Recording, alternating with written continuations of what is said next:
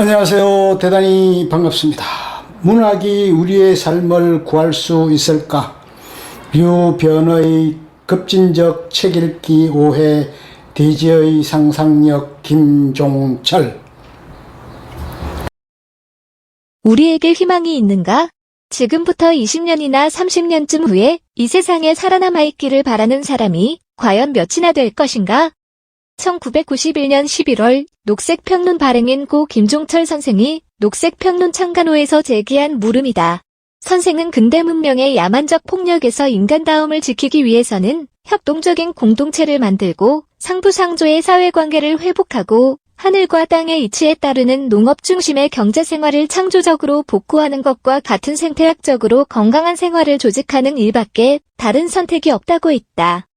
그 후 2020년 6월에 선생이 돌아가시고 2021년 11월 창간 30주년 기념호를 끝으로 휴재하기까지 선생과 녹색평론은 비타협적으로 근대 문명을 비판하면서 생태적으로 지속가능하고 공정하고 평화로운 사회의 구축, 이를 위한 민주주의의 심화에 대해 끊임없이 이야기해왔다. 그러나 세계는 선생과 녹색평론의 절박한 외침과는 정반대의 길을 걸어왔다. 특히 우리는 근대화를 위해 선진국을 따라 잡기 위해 쉼없이 달려왔고 더 많은 개발과 경제성장만이 우리를 구원해줄 것이라고 믿었다.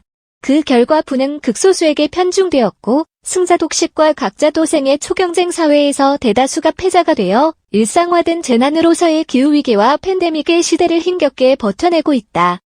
자본주의 시스템의 혁명적 변화 없이는 이 어두운 터널에서 벗어날 길이 없겠지만 변화는 더디기만 하다.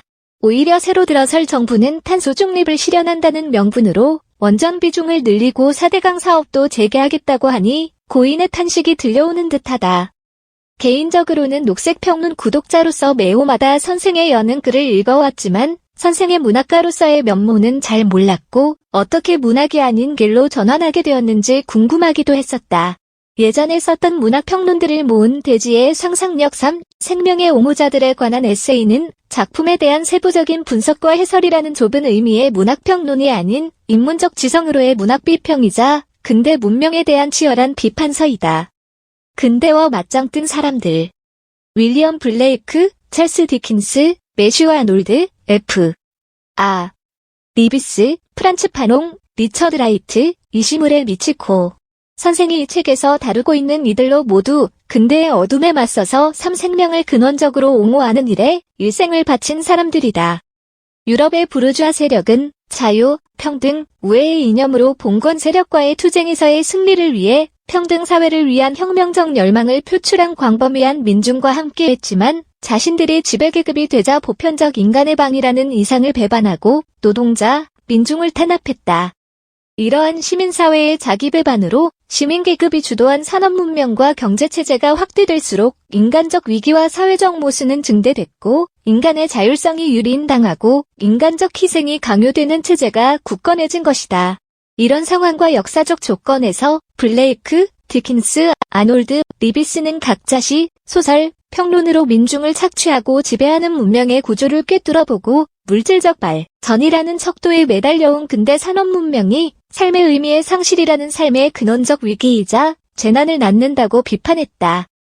근대 문명의 폐해는 유럽 대륙에 한정되지 않았다.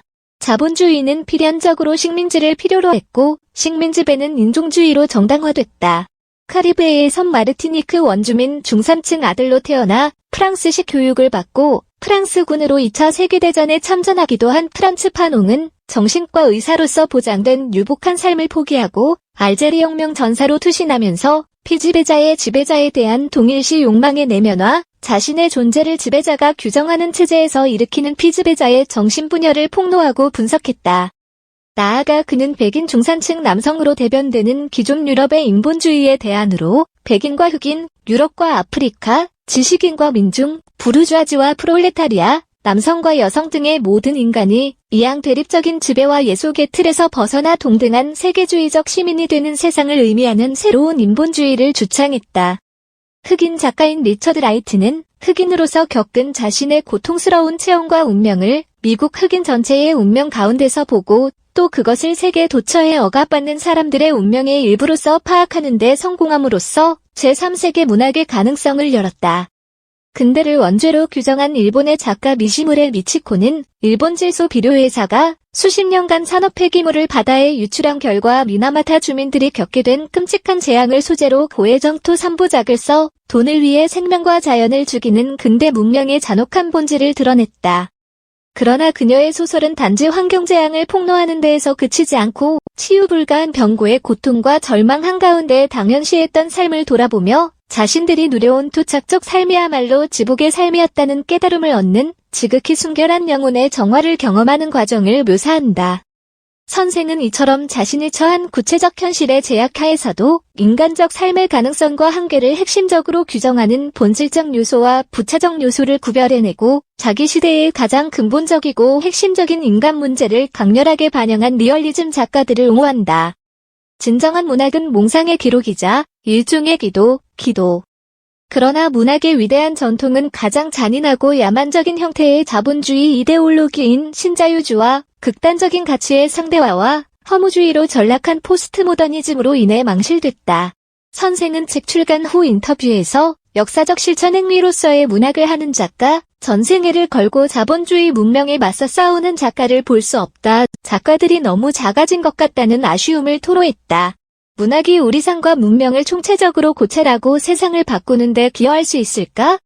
선생이 소개하는 것처럼 적지 않은 작가들이 산업혁명기 당시부터 자본주의 문명의 본질을 꿰뚫어보고 폭로하고 저항했음에도 자본주의는 신자유주의로 옷을 갈아입어 득세하고 기후변화라는 절체절명의 위기조차 새로운 이윤 창출의 기회로 삼으며 멈출 줄 모르는 것을 보면 문학이 가진 힘이란 너무나 미약한 것이 아닌가 회의적인 생각이 든다. 그러나 인간은 원래 비참한 현실 속에서 자신의 꿈을 현실화하려는 꿈을 간절히 꾸는 법이기에 모든 진정한 문학은 몽상의 기록이자 일종의 기도가 할 수 있다는 선생의 말, 문학은 상상을 통해 구현되고 현실은 그 상상으로 작동하기 때문에 문학은 인간과 사회 제도를 아주 서서히 바꾸는 데 기여한다는 또 다른 문학가의 말, 조연행, 소설 재미있게 읽는 법을 믿고 싶은 독자라면 이 책과 이 책에서 소개하는 작가들의 작품을 읽는 것으로 문학의 쓸모를 한번 경험해보면 어떨까?